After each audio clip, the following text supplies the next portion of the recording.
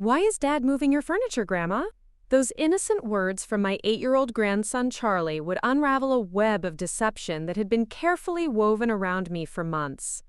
Standing in my kitchen doorway watching my son-in-law Derek load my antique dining set into his truck while my daughter was supposedly at her book club, I realized that sometimes the people closest to you are the ones planning to hurt you the most. What I discovered that Tuesday afternoon would change everything I thought I knew about trust, family, and the lengths some people will go to for money. Before we jump back in, tell us where you're tuning in from, and if this story touches you, make sure you're subscribed, because tomorrow, I've saved something extra special for you. My name is Margaret Chen, and at 73 years old, I thought I had seen every kind of betrayal life could offer. I was wrong. But to understand how I ended up watching my own furniture disappear from my home, you need to know how I got here. Because this story doesn't begin with Charlie's innocent question. It begins 2 years earlier, when my husband Robert passed away and left me alone in the house we had shared for 45 years. Robert's death wasn't sudden. Pancreatic cancer gave us 6 months to prepare, 6 months to say everything we needed to say, 6 months to get our affairs in order. We spent those months traveling to places we had always talked about visiting, eating at restaurants we had saved for special occasions, and making peace with the life we had built together. Robert was a methodical man, an accountant who believed in planning for every contingency, and death was no exception. He made sure I understood every aspect of our finances, walked me through the investment portfolio he had carefully cultivated over decades, and ensured that his life insurance would provide me with enough money to live comfortably for the rest of my days. The house was paid off, my medical bills would be covered, and there was even enough left over for small luxuries like the art classes I had always wanted to take, or the garden renovation I had been dreaming about. Robert also made sure our only child, my daughter Sarah, understood that while I was financially secure, I was also independent. "Your mother doesn't need rescuing," he told her during one of our family dinners in those final months. "She's stronger than both of us put together. Just be there to love her, not to manage her."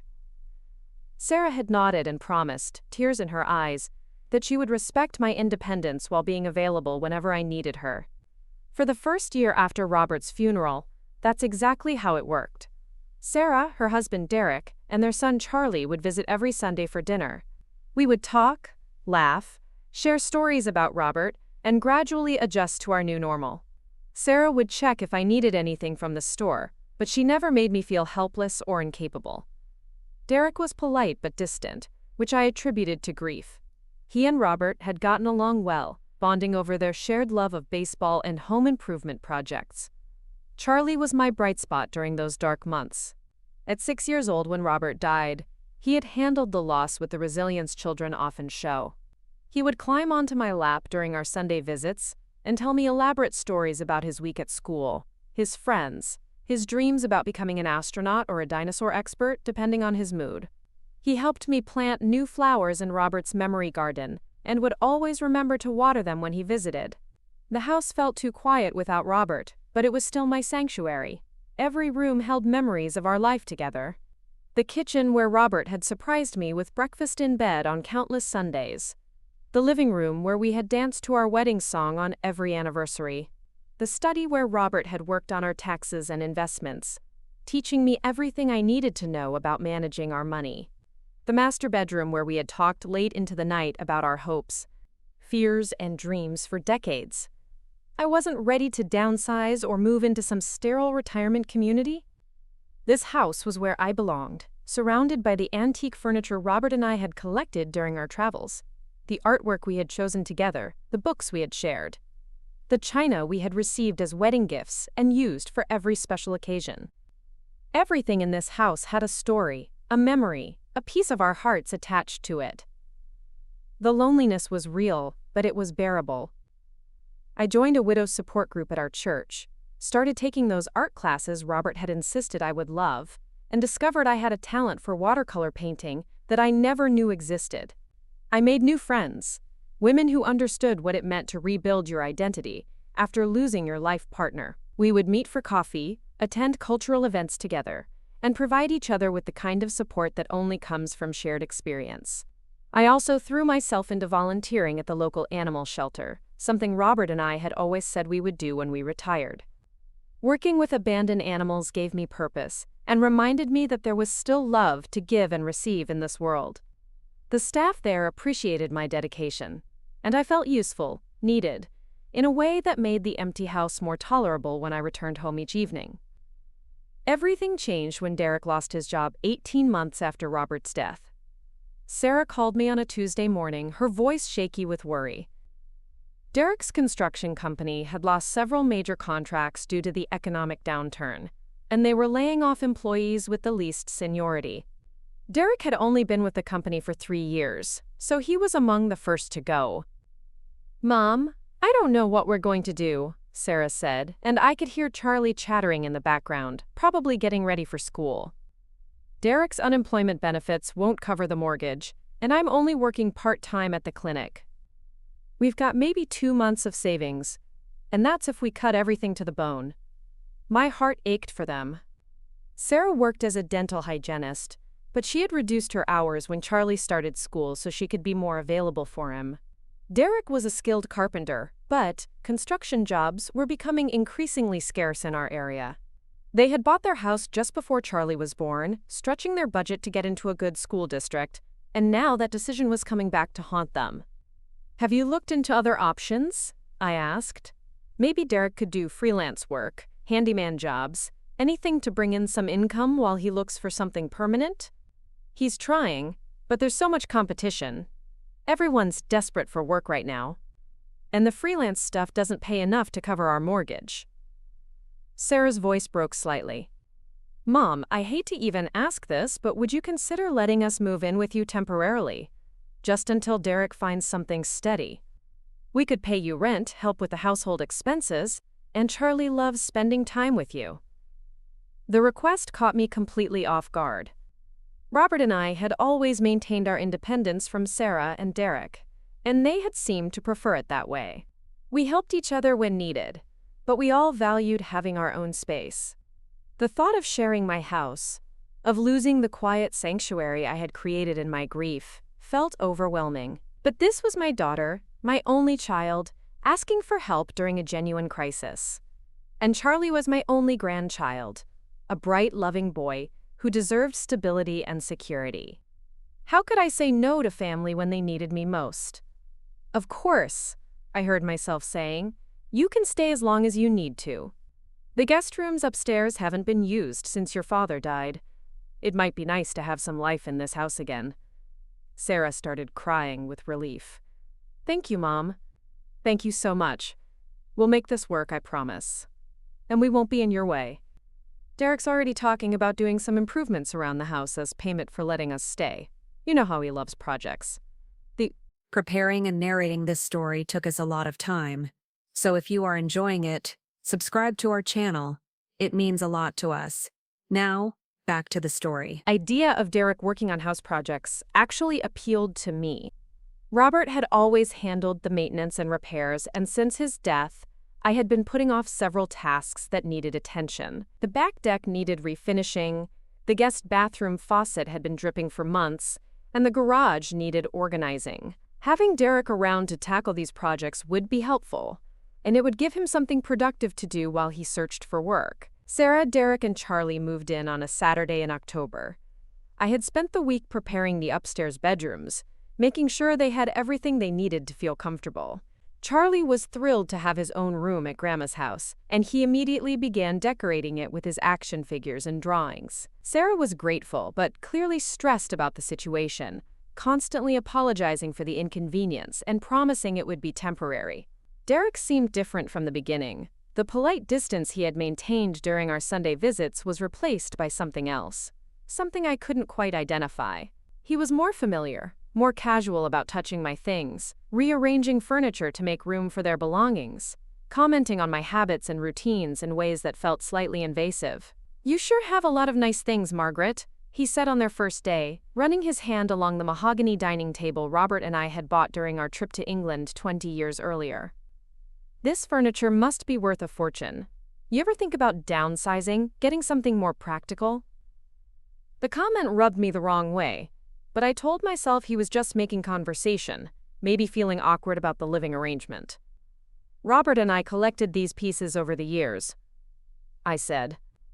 They have sentimental value.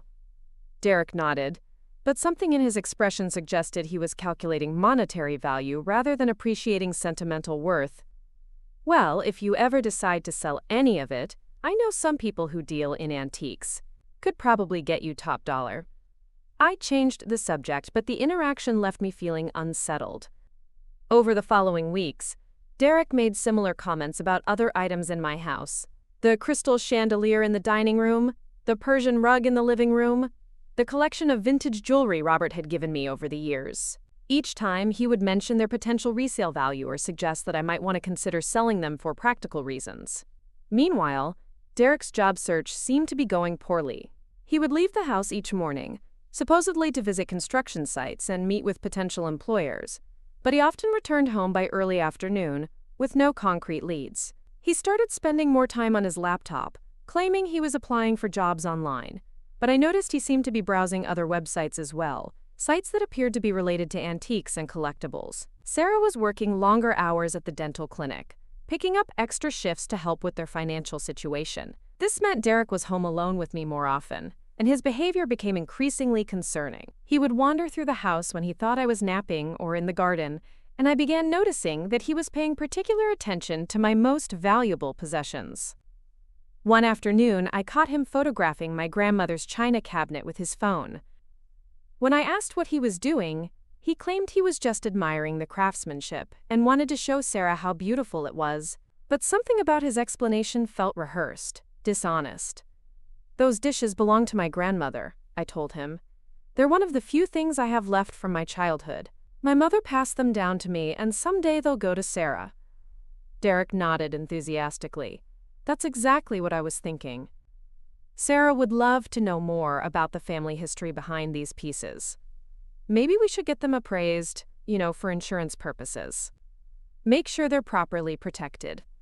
The suggestion seemed reasonable, but Derek's insistence on appraisals for various items around the house was becoming a pattern. He had already mentioned getting the jewelry appraised, the furniture evaluated, the artwork assessed for insurance coverage. Each suggestion came with the same reasoning about protection and proper documentation, but I was beginning to suspect his motives were less altruistic. Charlie, oblivious to the undercurrents of tension between Derek and me, was thriving in our arrangement.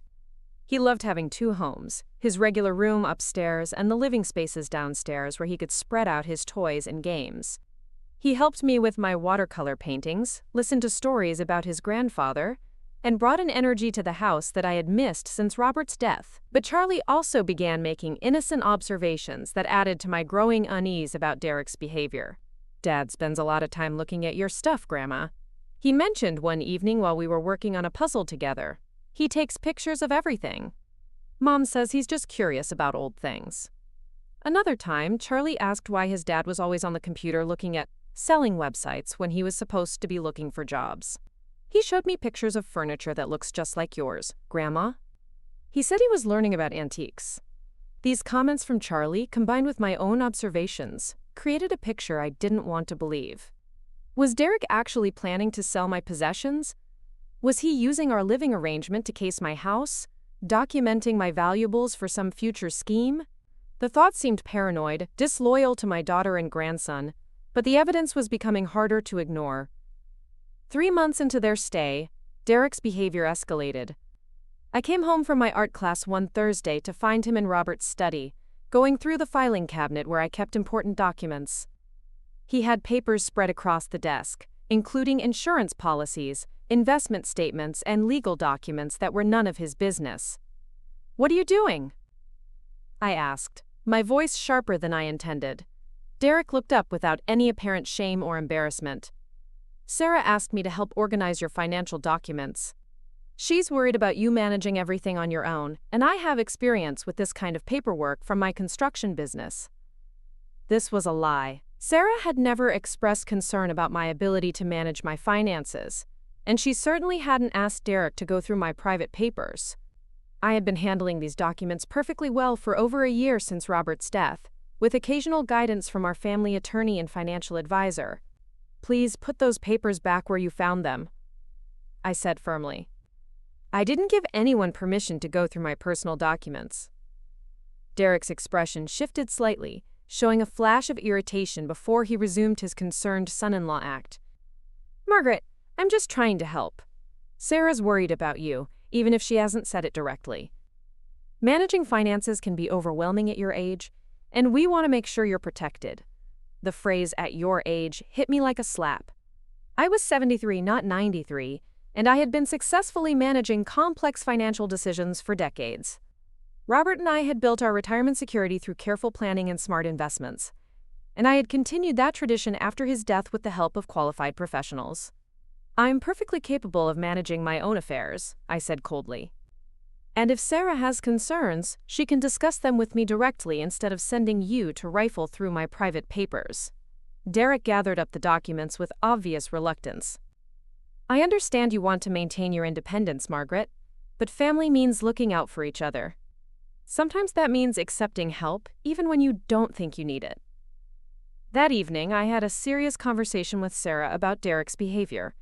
I explained what I had witnessed and asked if she had really requested his help with my finances. Sarah looked genuinely surprised and concerned. Mom, I never asked Derek to go through your papers. You've been managing everything beautifully since Dad died. Where would he get that idea? She paused, a worried expression crossing her face. Derek's been under a lot of stress about the job situation. Maybe he's trying to be helpful in his own misguided way, trying to prove his worth to the family. Sarah's explanation seemed plausible, but it didn't address my larger concerns about Derek's interest in my possessions. I decided to share some of Charlie's observations and my own suspicions about Derek's behavior. Sarah listened carefully, but I could see the conflict in her eyes. She was caught between loyalty to her husband and concern for her mother. I'll talk to Derek, she promised. Maybe he doesn't realize how his actions are coming across. He's probably just feeling useless right now, wanting to contribute somehow. But you're right that going through your papers without permission is completely inappropriate. The conversation with Derek apparently didn't go well. The next day, his attitude toward me was noticeably cooler, more distant. He stopped making casual conversation and limited his interactions to polite greetings and basic pleasantries. Sarah seemed stressed and distracted, caught in the middle of whatever conflict was brewing between Derek and me. But Derek's behavior didn't improve. It became more subtle and harder to prove. I would find items moved slightly from their usual positions, as if someone had been examining them carefully and tried to put them back exactly where they found them. My jewelry box showed signs of being searched, with pieces rearranged in ways that suggested someone unfamiliar with my organizational system had been going through them. Most disturbing, I discovered that someone had been accessing my computer. I wasn't particularly tech-savvy, but Robert had taught me the basics of internet banking and email. When I checked my browser history, I found searches for, quote, antique furniture values, estate jewelry appraisals, and how to sell inherited items. The searches were conducted during times when I was out of the house, when Derek would have been home alone. I changed all my passwords and installed a basic security program, but the violation of privacy felt enormous. Someone was systematically cataloging my possessions and researching their values, and that someone had to be Derek. The only question was whether Sarah knew about his activities, or if she was as much a victim of his deception as I was. The breaking point came 6 months after they moved in.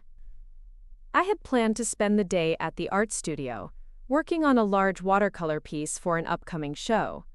But I forgot my reading glasses and returned home unexpectedly around noon to retrieve them.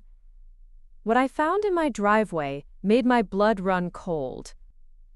Derek was loading furniture into a rented truck, methodically moving pieces from my house with the efficiency of someone who had planned this operation carefully. He had already loaded my antique writing desk, the one Robert had restored for me as an anniversary gift, and was in the process of wrapping my grandmother's rocking chair in moving blankets. I sat in my car for several minutes watching him work, trying to process what I was seeing. This wasn't a spur-of-the-moment decision. Derek had rented a truck, brought proper moving equipment, and was executing what appeared to be a well-organized theft of my most valuable furniture pieces. But how could he possibly expect to get away with this? Surely I would notice when my furniture disappeared. That's when Charlie appeared in the doorway, still in his school clothes, apparently having been picked up early. My 8-year-old grandson looked confused as he watched his father load my furniture into the truck. And that's when he asked the innocent question that would bring Derek's entire scheme crashing down around him. "Why is Dad moving your furniture, Grandma?" The simple curiosity in Charlie's voice cut through my shock and confusion. I got out of my car and walked toward my grandson, my mind racing to understand not just what Derek was doing, but how he planned to explain the missing furniture to me later. What story had he concocted to cover his tracks? How long had he been planning this betrayal? "That's a very good question, Charlie," I said, loud enough for Derek to hear. "Why don't we ask your dad?" Derek froze halfway through loading the rocking chair, his face going pale when he realized he had been caught in the act. For a moment, nobody moved. Charlie looked back and forth between his father and me, sensing the tension but not understanding its source. Derek's mouth opened and closed several times before he managed to speak. "Margaret, I can explain this. It's not what it looks like." But as I stood there, looking at my furniture loaded into his truck, at the moving equipment he had clearly planned to use, at the guilty expression on his face, I realized that it was exactly what it looked like. My son-in-law, the man my daughter trusted, the father of my beloved grandson, was stealing from me. And the only reason I had discovered his theft was because an 8-year-old boy had asked an innocent question at exactly the right moment. What I didn't know yet was that this was only the beginning of Derek's betrayal. The furniture was just the tip of the iceberg. What Charlie's question had really uncovered was a scheme that went much deeper than simple theft. A plan that would have left me with nothing while Derek and Sarah started a new life built on my financial ruin.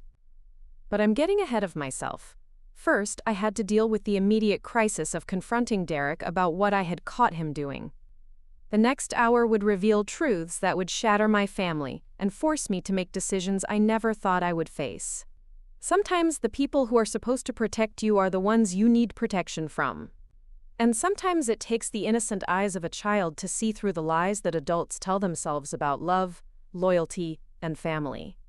Standing in my driveway that Tuesday afternoon, watching Derek try to formulate an explanation for the inexplicable, I had no idea how much my life was about to change. But I knew one thing for certain. Whatever story Derek was about to tell me, it was going to be a lie. The only question was how deep his deception went, and whether my daughter was part of it or another victim of his betrayal. Charlie was still waiting for an answer to his question, looking between his father and grandmother with the patience children show when they sense important adult conversations happening around them. Derek cleared his throat and tried to smile, but his expression looked more like a grimace. "I was just helping Grandma move some furniture to storage," he said, his voice artificially cheerful. "Some of these pieces are really valuable, and we thought it would be safer to put them somewhere secure." It was a reasonable-sounding explanation, the kind of lie that might work if I hadn't been there to witness the secretive nature of his actions. But Charlie, with the straightforward logic of childhood, immediately spotted the problem with his father's story. "But Grandma's here now, so why didn't you wait for her to help decide which furniture to move?" Charlie asked. "And why didn't you tell me we were moving Grandma's stuff? I would have wanted to help." Derek's flush deepened as his 8-year-old son inadvertently poked holes in his hastily constructed cover story. "Well, we wanted to surprise Grandma by taking care of everything for her. Adults sometimes like to surprise each other by doing helpful things." I could see Charlie processing this explanation, his young mind trying to reconcile his father's words with what he was observing. Children have an innate sense for when something doesn't feel right, and Charlie's expression suggested he wasn't entirely convinced by his father's reasoning. "Charlie, sweetheart," I said gently, "why don't you go inside and get yourself a snack? Your dad and I need to have a grown-up conversation." Charlie nodded and headed toward the house, but I noticed he paused just inside the front door, probably listening to our conversation. Smart boy, he sensed something important was happening and wanted to understand what it was. Once Charlie was out of immediate earshot, I turned my full attention to Derek. Now, do you want to tell me what's really going on here? And don't insult my intelligence with another story about helping me move furniture to storage. Derek's artificial smile faded completely. For a moment, I saw something in his expression that looked almost like relief, as if maintaining the pretense had been exhausting him. Then his features hardened into something I had never seen before, something calculating and cold. "Fine," he said, no longer bothering with the concerned son-in-law act. "You want the truth. The truth is that you're sitting on a fortune while your own daughter struggles to keep her family afloat. Sarah's working herself to death, trying to make ends meet. We're about to lose our house, and you're hoarding antiques like some kind of dragon guarding treasure." The venom in his voice shocked me. This wasn't the Derek I thought I knew, the polite if distant man who had married my daughter and given me my only grandchild. This was someone else entirely, someone who had apparently been harboring resentment and rage while living under my roof and eating my food. "So your solution is to steal from me?"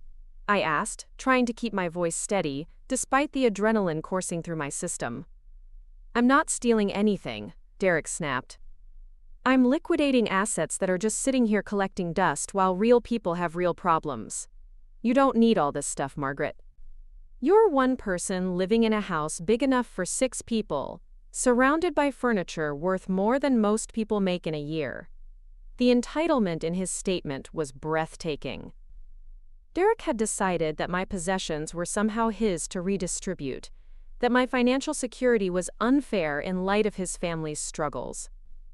But what made his reasoning even more twisted was the fact that I had already opened my home to them, provided them with free housing, utilities, and food for 6 months while Derek supposedly looked for work.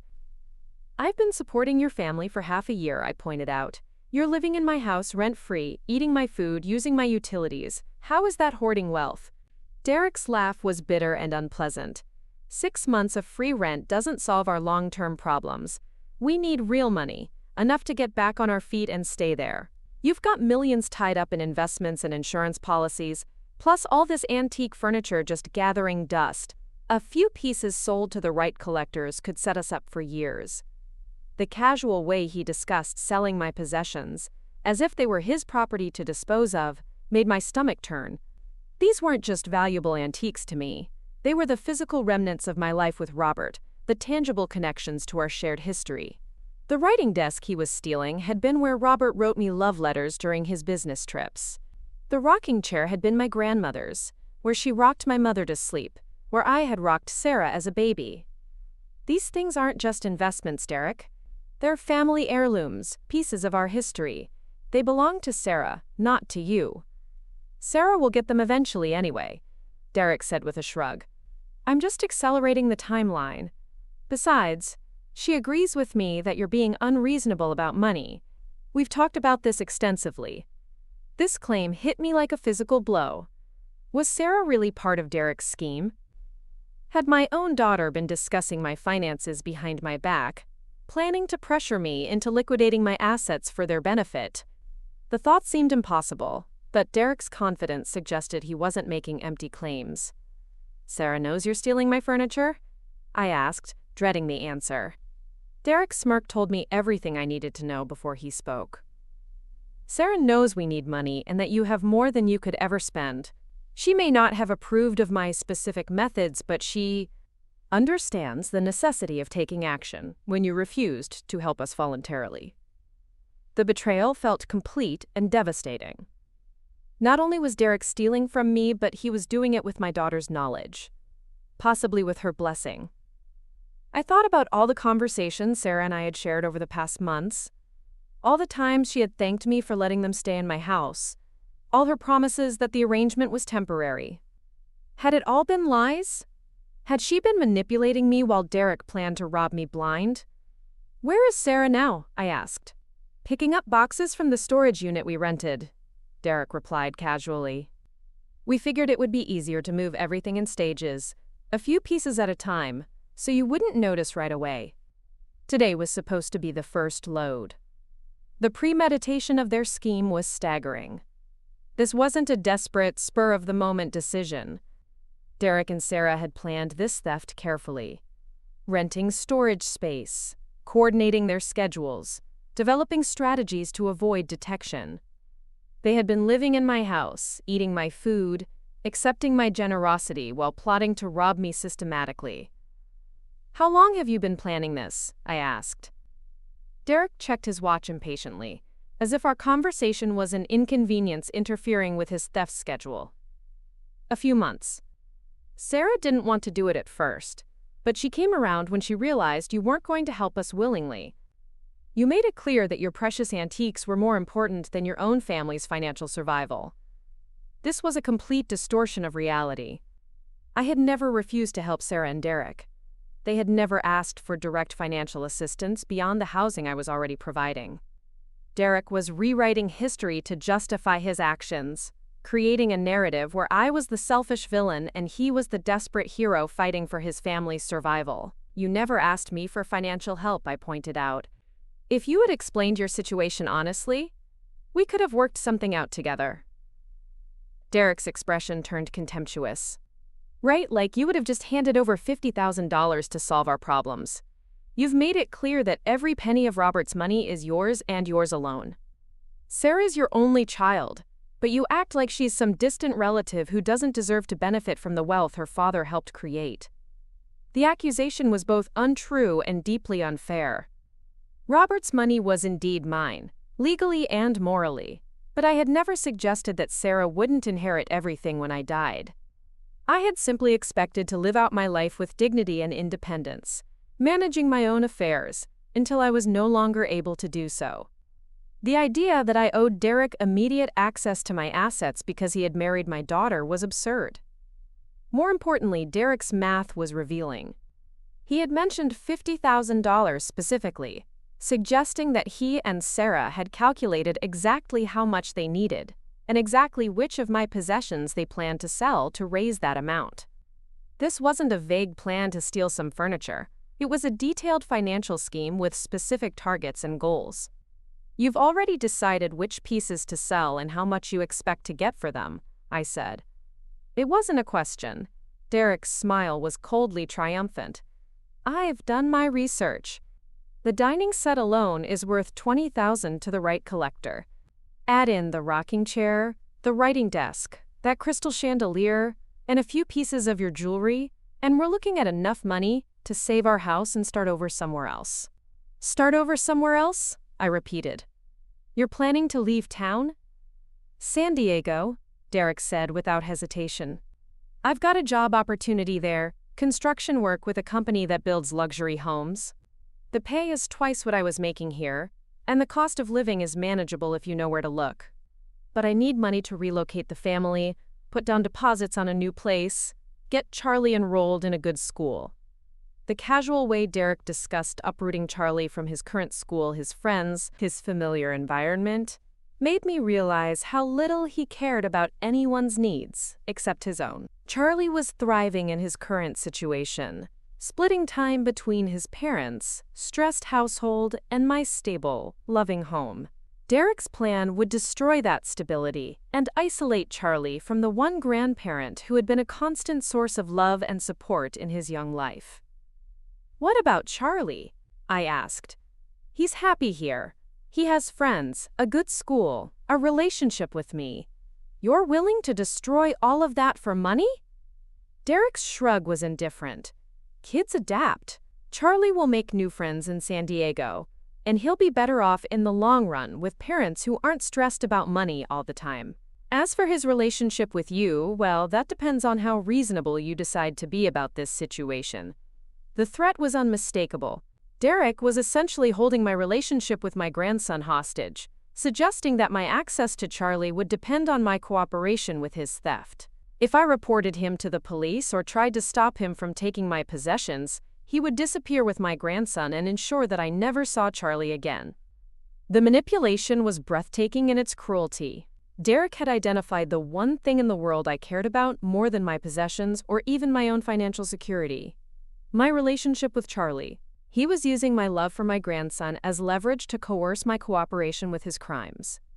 But Derek had made one crucial miscalculation. He assumed that my love for Charlie would make me weak and compliant, willing to accept any abuse to maintain contact with my grandson.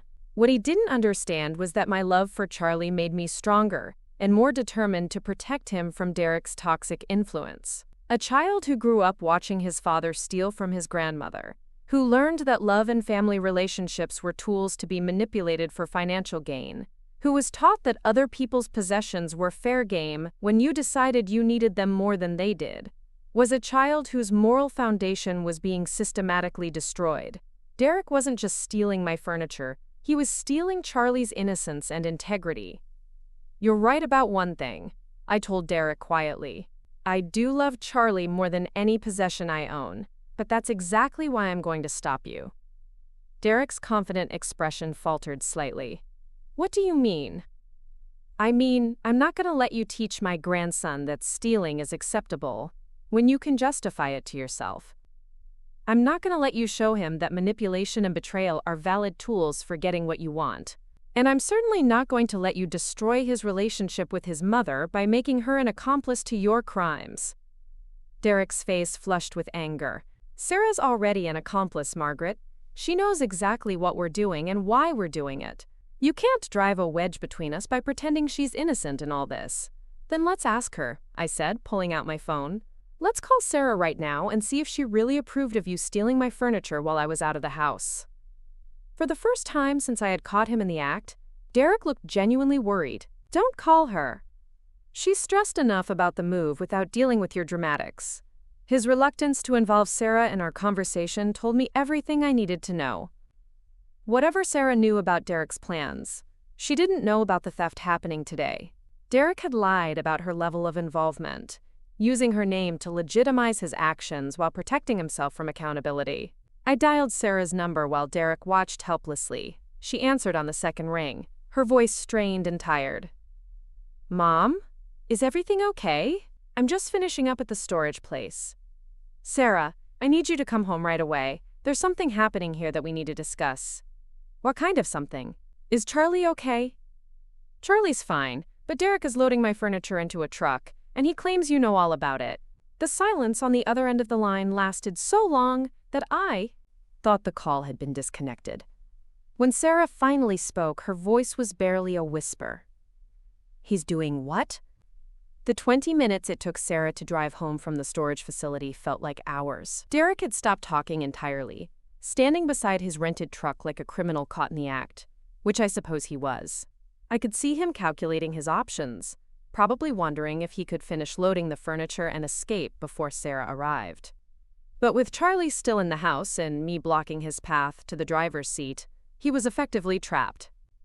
Charlie had emerged from the house twice, clearly sensing the tension and wanting to understand what was happening. Each time, I had gently sent him back inside to work on his homework, promising we would explain everything soon.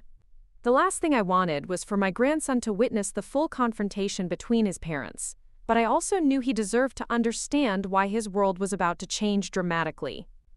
When Sarah's car finally pulled into the driveway, Derek's shoulders sagged in defeat. He knew, as I did, that whatever story he had told Sarah to gain her cooperation, it hadn't included the details of today's theft. Sarah stepped out of her car slowly, taking in the scene before her.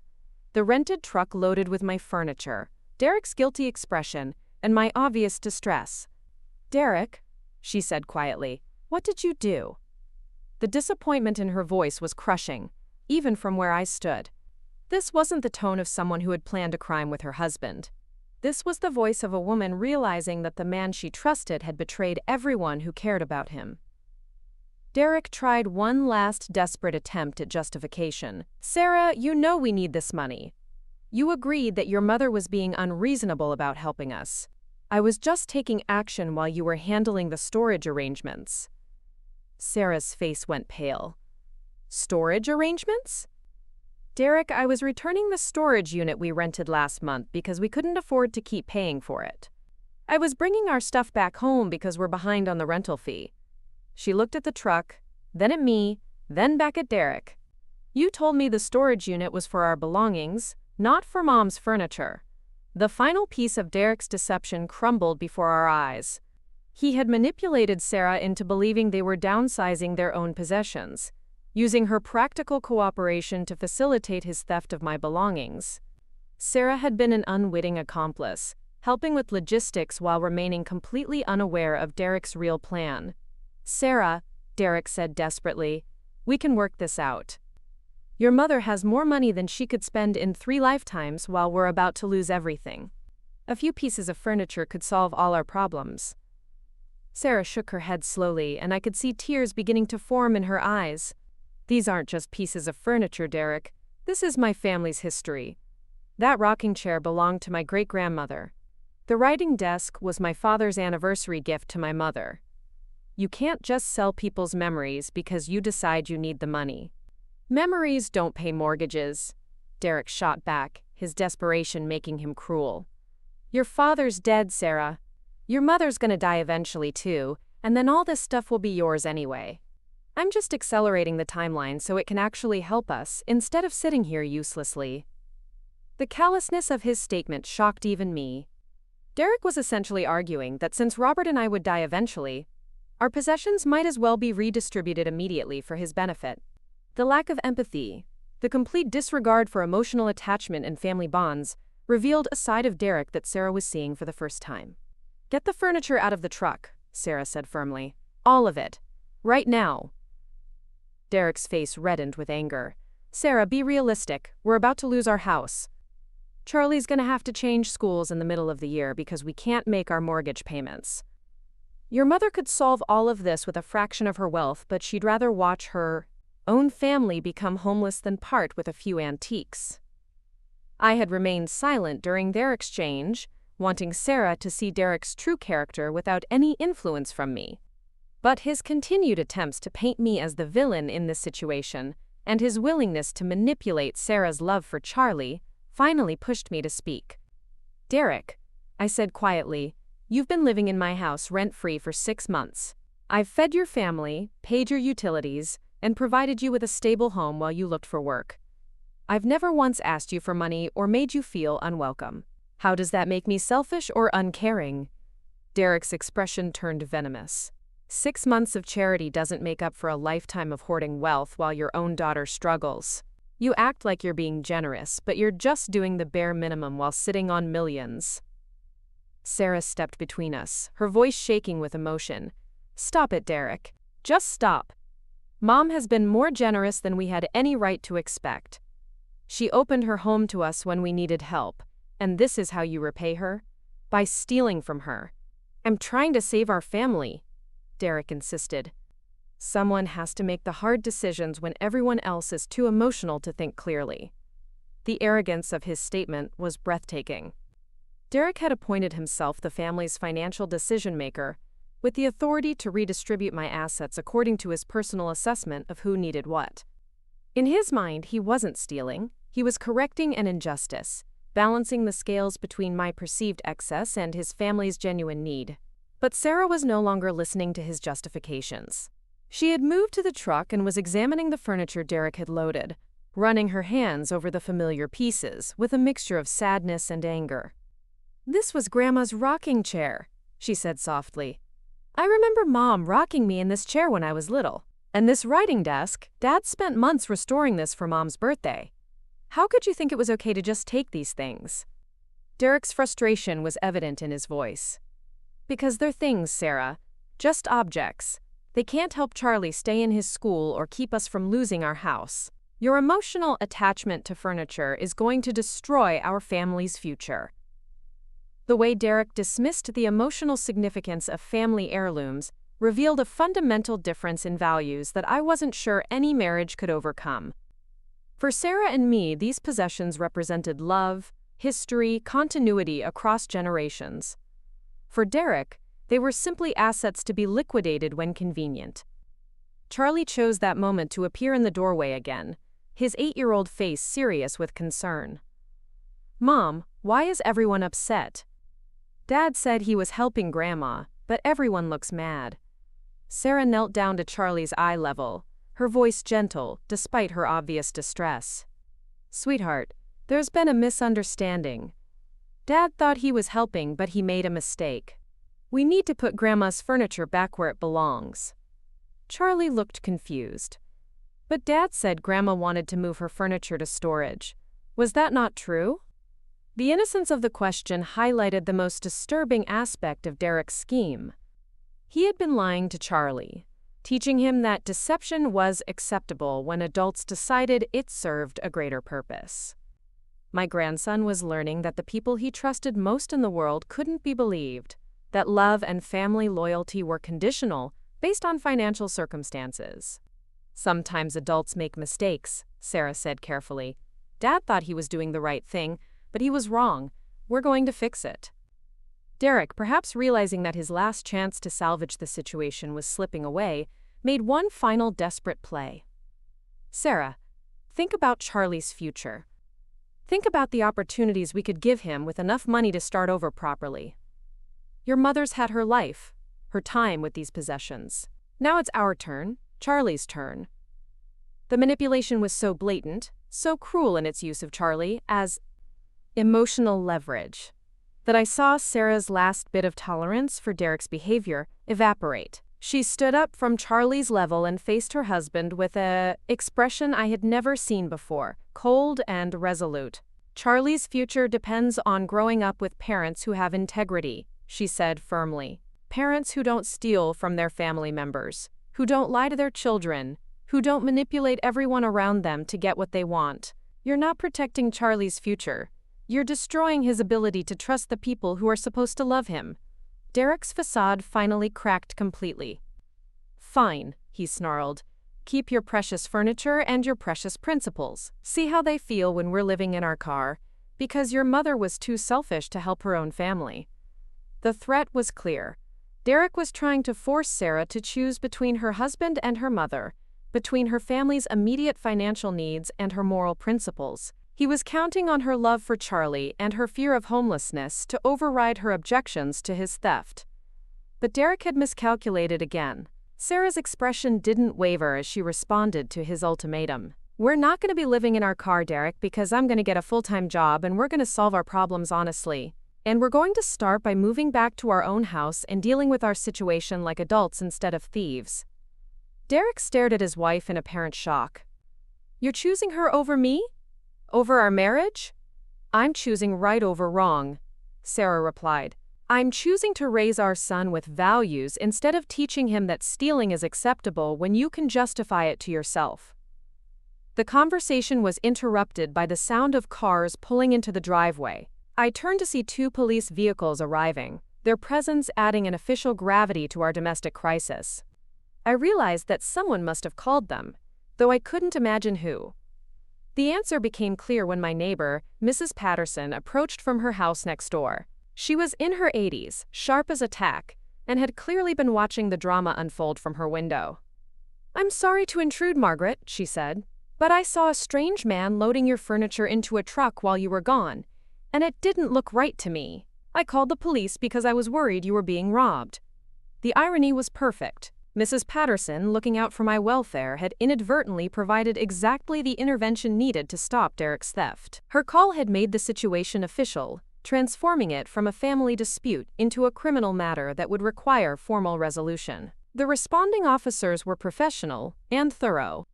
Officer Martinez, a woman about Sarah's age, took charge of the situation, while her partner, Officer Williams, began documenting the scene. They separated Derek, Sarah, and me for individual interviews, wanting to understand what had happened without the influence of family dynamics. When Officer Martinez spoke with me privately, I explained the entire situation. Derek and Sarah's residency in my house, Derek's gradually suspicious behavior, my discovery of him loading my furniture into a rented truck without permission, and his claims about Sarah's involvement in his plan. Mrs. Chen, Officer Martinez said, this appears to be a clear case of theft. Mr. Thompson was removing your property without your consent, with apparent intent to sell it for personal gain. Do you want to press charges? The question forced me to confront the reality of what prosecution would mean for my family. Derek would likely face felony charges for theft, given the value of the items he had taken. He would probably go to jail, leaving Sarah as a single mother struggling to support Charlie. My grandson would grow up knowing his father was a convicted criminal, that his family had been destroyed by his dad's attempt to steal from his grandmother. But the alternative was equally troubling. If I didn't press charges, Derek would face no consequences for his actions.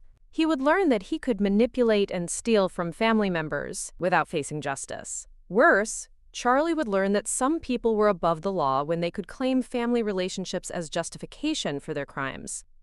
I need to think about it, I told Officer Martinez. This isn't just about Derek, it's about my daughter and grandson too.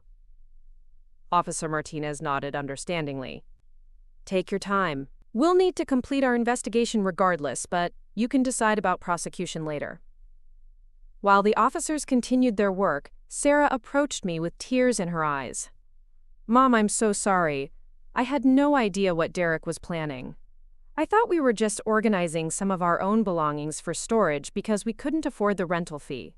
I could see the genuine remorse and shock in Sarah's expression. Whatever Derek had told her about his plans, it hadn't included the truth about stealing my furniture. She had been manipulated as thoroughly as I had been, perhaps more so because she had trusted Derek completely. I know, sweetheart, I said, putting my arms around my daughter. Derek lied to both of us. The question now is what we do about it. Sarah pulled back to look at me directly. I can't stay married to someone who would steal from you, Mom. I can't let Charlie grow up thinking this kind of behavior is normal or acceptable. But I don't know how to handle the legal part of this. Her words brought me both relief and sadness. Relief because Sarah's moral compass was intact, because she was choosing principle over convenience, because she was prioritizing Charlie's character development over her immediate financial needs. Sadness because I knew how difficult the next few months would be for her as a single mother facing financial crisis. What if there was another way? I asked carefully. What if we could solve this without destroying Charlie's life? Sarah looked at me with hope and confusion. What do you mean? I had been thinking about this possibility since Officer Martinez asked about prosecution. There was a way to hold Derek accountable while protecting Sarah and Charlie from the worst consequences of his actions. It would require careful planning and Derek's cooperation, but it might be possible to achieve justice without completely destroying my grandson's family. What if Derek faced consequences that didn't involve jail time? I suggested. What if there were conditions he had to meet, ways he could make amends while still being available to support you and Charlie? Sarah's expression was cautious, but interested. What kind of conditions? Before I could answer, Derek appeared beside us, flanked by Officer Williams. His earlier arrogance had been replaced by obvious fear as the reality of his legal situation became clear. Margaret, he said desperately, please don't press charges. I know what I did was wrong. But Charlie needs his father. Sarah needs my support. If I go to jail, you'll be destroying an entire family over some furniture. The attempt to manipulate my emotions was so predictable that I almost smiled. Derek was still trying to make me the villain, still attempting to frame his punishment as my cruelty, rather than the consequence of his own choices. But I also heard genuine fear in his voice. Fear for his family's welfare that might represent the first authentic emotion he had shown all day. Derek, I said quietly, you're right that Charlie needs his father. But he needs a father with integrity, not a father who steals from his own family. If you want to avoid prosecution, you're going to have to prove that you can be the kind of man Charlie deserves. Derek's expression was wary, but hopeful. What do you mean? I looked at Sarah, who nodded her encouragement, then back at Derek. I mean, I'm willing to consider not pressing charges if you meet certain conditions, non-negotiable conditions that demonstrate you understand the seriousness of what you've done and your commitment to making amends. Derek nodded eagerly. Anything. I'll do anything to make this right. First, I said, you will immediately return every piece of my property to its original location in my house. You will pay for any damage caused during the attempted theft. You will also return the rental truck and absorb the cost of hiring it. Derek nodded quickly. Of course. That's fair. Second, you will move out of my house immediately. Sarah and Charlie are welcome to stay as long as they need to, but you've lost the privilege of living here through your actions. Derek's face fell, but he nodded reluctantly. I understand. Third, you will enroll in both financial counseling and anger management programs. You will complete both programs successfully and provide documentation of your participation. You will also seek individual therapy to address whatever underlying issues led you to think theft was an acceptable solution to your problems. Derek looked less enthusiastic about this condition, but he nodded. Okay. I can do that. Fourth, you will get a job, any legitimate job, within 30 days. You will work steadily and contribute financially to Charlie's support. No more excuses about not being able to find work in your preferred field. This condition clearly stung Derek's pride, but his fear of prosecution was stronger than his ego. I'll find something. Finally, I said, you will have no contact with me except as necessary for Charlie's welfare. You will not enter my house. You will not ask me for money or favors, and you will not involve me in your financial problems. If you can't solve your issues through honest work and proper planning, that's not my responsibility. Derek was quiet for a long moment, clearly calculating whether these conditions were preferable to facing criminal charges. Finally, he nodded. I agree to all of it. Officer Martinez, who had been listening to our conversation, stepped forward. Mrs. Chen, if you're willing to give Mr. Thompson this opportunity, we can document these conditions as part of our report. But I want you to understand that if he violates any of these terms, you can still choose to press charges for today's theft. I looked at Derek one last time, trying to see some sign of genuine remorse rather than just fear of consequences. Derek, I want to be very clear about something. I'm giving you this chance for Charlie's sake, not for yours. If you violate any of these conditions, if you try to manipulate Sarah or me again, if you do anything that harms my grandson's well-being, I will prosecute you to the fullest extent of the law. Do you understand? Derek's nod was vigorous. I understand completely. Thank you for giving me this chance. The next hour was spent returning my furniture to the house and completing the police paperwork. Derek worked quietly and efficiently, no longer attempting to justify his actions or argue about the fairness of his punishment. Sarah helped coordinate the placement of items, making sure everything was returned to its proper location. Charlie watched the process with the serious attention of a child trying to understand adult consequences. When the furniture was back in place and the police had left, Sarah sat down with her son to explain what had happened. Charlie, your dad made a very serious mistake today, she began carefully. He took Grandma's furniture without asking, which is called stealing. Stealing is wrong, even when you think you have a good reason for it. Charlie's eyes were wide with confusion and hurt. But Dad said he was helping Grandma. Sometimes adults lie when they're scared, or when they want something they can't have honestly, Sarah explained. Your dad was scared about our money problems, and he made a very bad choice about how to solve them. Is Dad going to jail? Charlie asked, his voice small and worried. Sarah looked at me, and I nodded encouragement. No, sweetheart. Grandma is giving Dad a chance to fix his mistakes without going to jail. But Dad is going to have to work very hard to prove he can make better choices. Charlie was quiet for a moment, processing this information. Finally, he asked, Does this mean Dad doesn't love us anymore? The question broke my heart.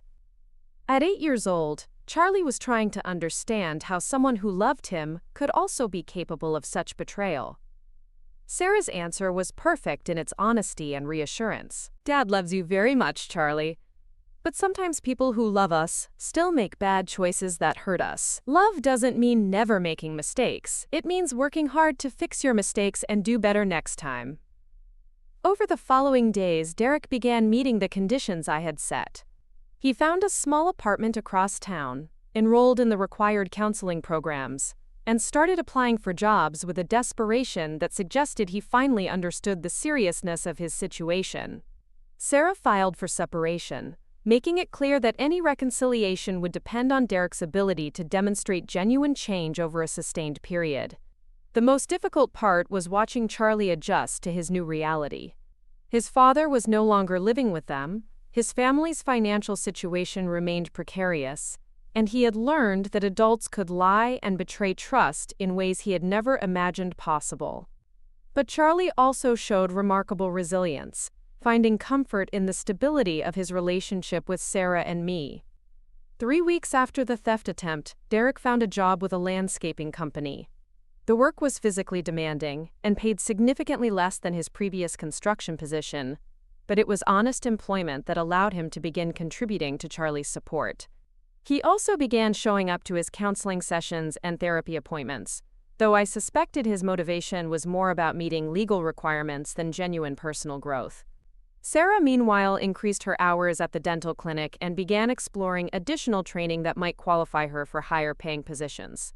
She was determined to achieve financial independence without relying on Derek or on my resources beyond the temporary housing I was providing. One evening, about a month after the incident, Sarah and I were sitting in the garden while Charlie played with his toys nearby. The spring flowers Robert and I had planted years earlier were beginning to bloom, creating a peaceful backdrop for our conversation. "Mom," Sarah said quietly, "I keep thinking about what might have happened if Charlie hadn't asked that question. How long might Derek's stealing have gone on before I noticed?" It was a sobering thought. Derek's plan had been methodical and patient, designed to avoid detection for as long as possible. If Charlie hadn't been curious about his father's activities, Derek might have successfully stolen thousands of dollars worth of my possessions before I realized what was happening. "I think Derek would have gotten careless eventually," I said. "Thieves usually do." But Charlie's question probably saved us months of deception and much greater losses. Sarah nodded thoughtfully. "He's such a good kid. I'm terrified that Derek's behavior is going to damage him somehow, make him suspicious of people or afraid to trust." I watched Charlie playing contentedly in the fading sunlight, his young face peaceful and innocent despite everything he had witnessed. "Children are more resilient than we give them credit for," I said. "And Charlie has something many children don't have. A clear example of how adults should handle crisis with integrity." "What do you mean?" "He watched you choose principle over convenience," I explained. "He saw you stand up to Derek when you realized he was wrong, even though it meant facing financial hardship as a single mother. He learned that love sometimes means making difficult choices to protect the people you care about." Sarah's eyes filled with tears. "I just hope I can give him the stability he deserves." "You already are," I assured her. "And he'll always have this house as a safe harbor, regardless of what happens with Derek or your financial situation." The conversation was interrupted by Charlie running over to show us a picture he had drawn with his crayons. It was a simple child's drawing of 3 figures standing in front of a house: a tall woman with gray hair, a shorter woman with brown hair, and a small boy with a big smile. At the bottom, he had written, "My family," in careful crooked letters. Derek wasn't in the picture. Charlie had drawn his family as the people who made him feel safe and loved, the people he could trust to be there for him, regardless of circumstances.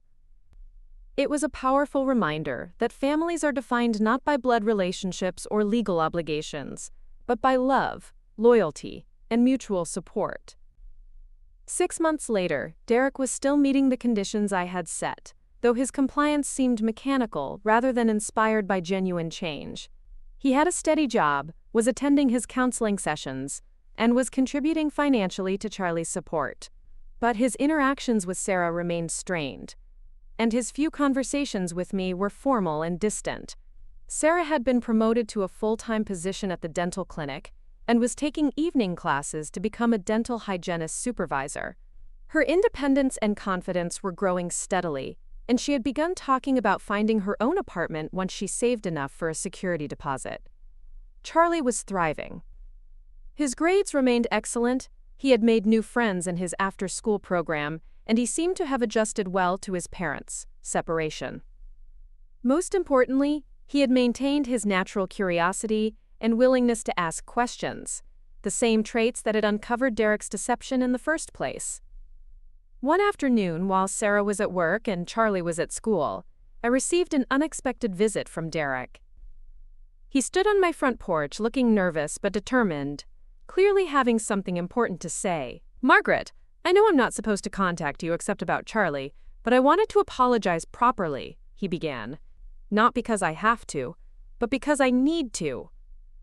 I invited him to sit on the porch swing, curious about what had prompted this visit. Derek looked older than he had 6 months earlier, worn down by hard work and the consequences of his choices. "I've been going to therapy like you required," he continued, "and I'm starting to understand some things about myself that I didn't want to face before. The counselor says I have what she calls entitlement issues, the belief that I deserve things I haven't earned." This was the first time Derek had acknowledged any personal responsibility for his actions beyond the immediate theft. I listened without commenting, wanting to hear what else he had to say. "I convinced myself that your wealth was somehow unfair, that Sarah and Charlie deserved access to it because of family relationships," Derek continued. "But the truth is I was just angry that my life hadn't turned out the way I wanted, and I decided to blame you for having what I thought I deserved." The insight was more honest than anything Derek had said since the day I caught him stealing. "What changed your mind?" I asked. Derek was quiet for a moment, staring at his hands. "Watching Charlie last week when I picked him up for our visit. He was so excited to show me a project he'd made at school, something about family history. He had interviewed you and Sarah about our family's story, and he was proud of the connection to his great-grandmother's rocking chair, to his grandfather's writing desk." Derek looked up at me with something that might have been genuine remorse. I realized I was trying to sell his heritage, his connection to family history, for money. I was going to take away pieces of his identity because I thought my immediate needs were more important than his lifetime of memories. This perspective represented a fundamental shift in Derek's thinking, moving from viewing my possessions as arbitrary accumulations of wealth to understanding them as repositories of family history and emotional connection.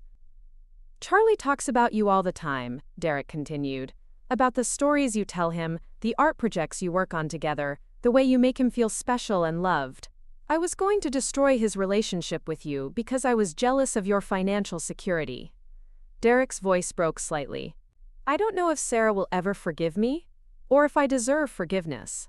But I wanted you to know that I understand now what I almost did, not just to you but to my own son." For the first time since the day I caught him stealing my Kahlua furniture, Derek seemed like a human being rather than a predator. His remorse appeared genuine, born from understanding rather than fear of consequences. "Derek," I said quietly, "the fact that you can see what you almost did means you're capable of being the father Charlie deserves. But rebuilding trust takes time, and it requires consistent actions, not just words." Derek nodded. "I know. I'm not asking for forgiveness or reconciliation. I just wanted you to know that the therapy is working, that I'm trying to become someone worthy of the second chance you gave me." After Derek left, I sat on the porch for a long time, thinking about redemption and second chances. People were capable of change, but only when they truly understood the impact of their actions on others. Derek's visit suggested he might be beginning that process, though it would take years of consistent behavior to rebuild the trust he had destroyed. That evening, while Sarah and I prepared dinner and Charlie worked on his homework at the kitchen table, I reflected on how much our family had changed since that Tuesday afternoon when Charlie asked his innocent question. We had been forced to confront betrayal, manipulation, and the limits of family loyalty. But we had also discovered reserves of strength, integrity, and love that had carried us through the crisis. Charlie looked up from his math homework with a serious expression. "Grandma, can I ask you something?" "Of course, sweetheart." "Do you think Dad is getting better? Like, really better, not just pretending?" The question showed Charlie's continued wisdom about adult behavior. He understood the difference between genuine change and performance, between authentic remorse and strategic manipulation. His experience with Derek's deception had made him more perceptive about human motivations without making him cynical or distrustful. "I think your dad is working very hard to become a better person," I said carefully. "Whether he succeeds depends on choices he makes every day, not just the big dramatic moments." Charlie nodded thoughtfully. "I hope he gets really better. Not because I want him to move back in, but because I want him to be happy in a good way instead of angry all the time." The maturity in Charlie's response amazed me. At 8 years old, he had learned to separate his hopes for his father's well-being from his need for family stability. He could want Derek to find peace and happiness without compromising his own security or accepting Derek back into their daily lives. Later that night, after Charlie was asleep and Sarah was studying for her certification exam, I sat in Robert's old study surrounded by the furniture Derek had tried to steal. The writing desk where Robert had penned love letters during business trips. The bookshelf that held our collection of travel guides from trips we had taken together. The photo albums documenting 45 years of shared memories. Derek had seen these items as valuable objects to be liquidated for cash. But they were so much more than that. They were the physical manifestations of love, commitment, and shared experience. They connected Charlie to his family history, gave him a sense of continuity and belonging that money could never provide. More importantly, the crisis had taught all of us valuable lessons about the difference between love and manipulation, between family loyalty and enabling destructive behavior, between forgiveness and accountability. Charlie had learned that asking questions could uncover truth, that sometimes adults made serious mistakes, and that real love meant choosing principle over convenience. Sarah had discovered her own strength and independence, her ability to make difficult moral choices even when they came with significant personal costs. She had learned that protecting her son's character was more important than maintaining her marriage, that integrity was not negotiable regardless of financial pressure. As for me, I had learned that generosity without boundaries could enable abuse, that trust must be earned through consistent actions rather than assumed based on family relationships. I had also learned that sometimes the greatest gift you can give someone is accountability for their actions, even when compassion might suggest forgiveness without consequences. The rocking chair sat in its usual corner, the same chair where my grandmother had rocked my mother, where I had rocked Sarah, where Sarah had rocked Charlie during his infancy. It represented continuity across generations, the passing down of love and wisdom from one family member to the next. Derek's attempt to sell it would have broken that chain, severing Charlie's connection to his family's story.